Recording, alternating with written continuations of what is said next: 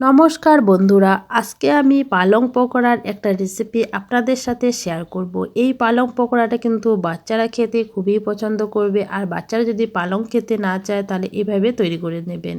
তাহলে চলো দেখে নিই আমি এই পালং পকোড়াটা কি করে তৈরি করেছি। এখানে আমি 100 গ্রামের মতো পালং নিয়ে নিয়েছি। পালংয়ের বড় পাতাগুলো আমি এভাবে আলাদা করে নেব। একদম ফ্রেশ পাতাগুলো আমি আলাদা করে নিচ্ছি। আর দেখো এই পাতাটা কিন্তু একটু ফেটে গেছে, এটা কিন্তু আমি নেব না।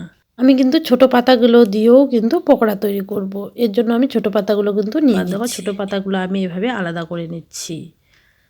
আমি ডাঁটিগুলো ফেলে দিচ্ছি। ফেলে দিয়ে আমি পাতাগুলোকে একটা ছুরির সাহায্যে কুচি করে কেটে নেব। এভাবে যতটা পারেন কুচি করে কেটে নেবেন।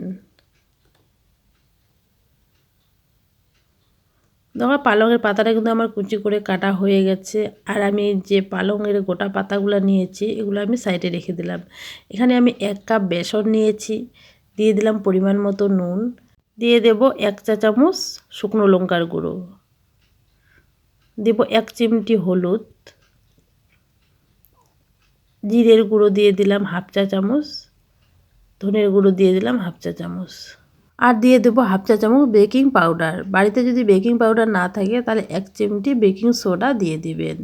এবারে আমি সব শুকনো উপকরণগুলোকে ভালো করে মিশিয়ে নিলাম। নিয়ে আমি অল্প অল্প পানি দিয়ে একটা ব্যাটার তৈরি করে নেব।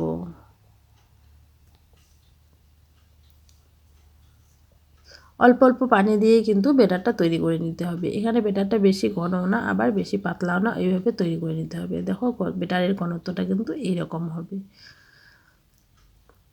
এবারে আমি পালংয়ের পাতাগুলো নেব, নিয়ে এভাবে বেসনে এইভাবে চুবিয়ে নেব।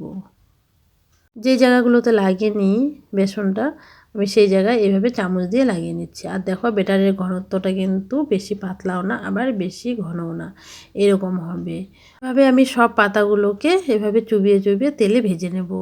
আর দেখো তেল আমি মিডিয়াম আঁচে গরম করে নিয়েছি। আমি একটা পাতা বেসনে চুবিয়ে দিয়ে দিলাম। আমি আরেকটা পাতাও দিয়ে দিচ্ছি, একটু সাইড দিয়ে সরিয়ে দিয়ে দিচ্ছি। এখানে যেহেতু আমার কড়াইটা ছোট সেই জন্য আমার কিন্তু 2টা পাতায় এখানে কভার করে নিয়েছে পুরো কড়াইটাকে। আমি এবারে উল্টিয়ে নিচ্ছি। আর দেখো পালংয়ের পাতায় যে সবুজ অংশটা দেখা যাচ্ছে সেখানে কিন্তু এভাবে চামচের সাহায্যে আরেকটু বেসন দিয়ে দেবেন। এভাবে আমি দিয়ে দিচ্ছি। চুলার আঁচ মিডিয়াম করে উল্টিয়ে পাল্টিয়ে কিন্তু গোল্ডেন ব্রাউন করে আমি ভেজে নিয়েছি। এবারে আমি এগুলোকে তেল ঝরিয়ে তুলে নেব। তেলটা একটু ভালো করে আমি ঝরিয়ে নিচ্ছি। এবারে আমি এটাকে তুলে নেব। একইভাবে আমি বাকিগুলোও কিন্তু ভেজে নেব। আমার এই পালং পকোড়ার রেসিপিটা যদি আপনাদের ভালো লাগে তাহলে লাইক কমেন্ট শেয়ার করবেন। আর আমার চ্যানেলে নতুন নতুন রেসিপি পেতে চ্যানেলটাকে অবশ্যই সাবস্ক্রাইব করে রাখবেন। দেখো আমি একটু চামচের সাহায্যে তুলে দিচ্ছি সবুজ অংশগুলোতে। এক পাশটা কিন্তু হয়ে গেছে, আমি উল্টিয়ে নিচ্ছি। এভাবেই আমি উল্টিয়ে পাল্টিয়ে এগুলোকেও গোল্ডেন ব্রাউন করে ভেজে নেব। আর দেখো এগুলোও কিন্তু হয়ে গেছে, আমি তেল ঝরিয়ে তুলে নিচ্ছি। আমি একইভাবে বাকিগুলোও কিন্তু ভেজে নেব। আর এদিকে যে পাতাগুলো আমি কুচি করে রেখেছি আমি বেসনে দিয়ে দিয়েছি, দিয়ে আমি একটু মেখে নিচ্ছি। এখানে আপনারা চাইলে কিন্তু ধনেপাতা কুচিও দিতে পারেন, ধনেপাতা কুচি কাঁচা লঙ্কা কুচি দিতে পারেন। এই পালং পকোড়াটা কিন্তু আজকে আমি আমার বাচ্চার জন্য বানিয়ে নিচ্ছি, সেজন্য কিন্তু আমি বেশি ঝাল ইউজ করিনি। এবারে আমি এটাকে ভেজে নেব। আমি ওই কড়াইয়ে আবারও তেল দিয়ে দিয়েছি। এবারে আমি এভাবে গোল গোল করে দিয়ে দিচ্ছি। আর দেখো আমি কিন্তু সবগুলাই দিয়ে দিয়েছি। এবারে আমি এগুলোকে উল্টিয়ে পাল্টিয়ে গোল্ডেন ব্রাউন করে ভেজে নেব।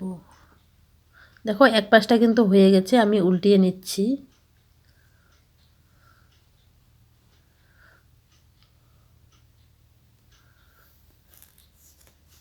আমি এখানে গ্যাসের আঁচ মিডিয়াম করে ভেজে নিচ্ছি।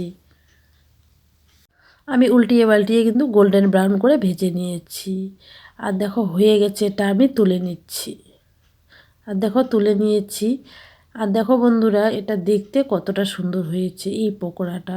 এই পকোড়াটা কিন্তু খেতে আমার খুবই ভালো লেগেছে। বাড়িতে অবশ্যই একদিন ট্রাই করবেন। আজকের মতো আমি এখানেই বিদায় নিলাম। বাই বাই বন্ধুরা।